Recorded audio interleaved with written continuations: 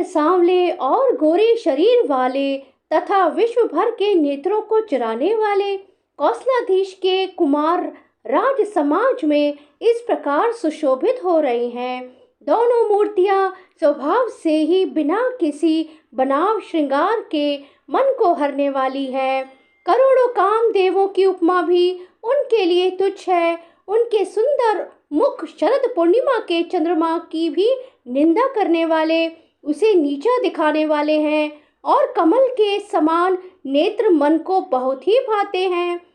सुंदर चितवन सारे संसार के मन को हरने वाले कामदेव के भी मन को हरने वाली है।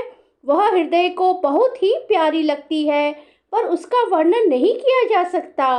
सुंदर गाल हैं, कानों में चंचल झूमते हुए कुंडल, ठोड़ी और अधर, होठ सुंदर हैं, कोमल वाणी है, हंसी चंद्रमा की किरणों का तिरस्कार करने वाली है, भौहें टेढ़ी और नासिका मनोहर है, ऊंचे चौड़े ललाट पर तिलक झलक रहे हैं, दीप्तिमान हो रहे हैं। काले घुंघराले बालों को देखकर भौरों की पंक्तियां भी लजा जाती हैं। पीली चौकोनी टोपियां सिरों पर सुशोभित है, जिनके बीच बीच में फूलों की कलियां बनाई काढ़ी हुई हैं। शंख के समान सुंदर गोल गले में मनोहर 3 रेखाएं हैं, जो मानो तीनों लोकों की सुंदरता की सीमा को बता रही हैं। हृदयों पर गज मुक्तों के सुंदर कंठे और तुलसी की मालाएं सुशोभित हैं। उनके कंधे बैलों की कंधी की तरह ऊंचे तथा पुष्ट हैं। एड़ खड़े होने की शान सिंह की सी है और भुजाएं विशाल एवं बल की भंडार हैं। कमर में तरकस और पीतांबर बांधे हैं।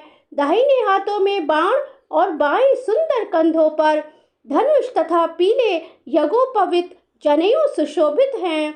नख से लेकर शिखा तक सब अंग सुंदर हैं। उन पर महान शोभा छाई हुई है।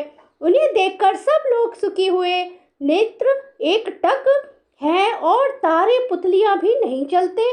जनक जी दोनों भाइयों को देखकर हर्षित हुए। तब उन्होंने जाकर मुनि के चरण कमल पकड़ लिए, विनती करके अपनी कथा सुनाई और मुनि को सारी रंगभूमि यज्ञशाला दिखलाई। मुनि के साथ दोनों श्रेष्ठ राजकुमार जहाँ जहाँ जाते हैं, वहाँ वहाँ सब कोई आश्चर्यचकित हो देखने लगते हैं।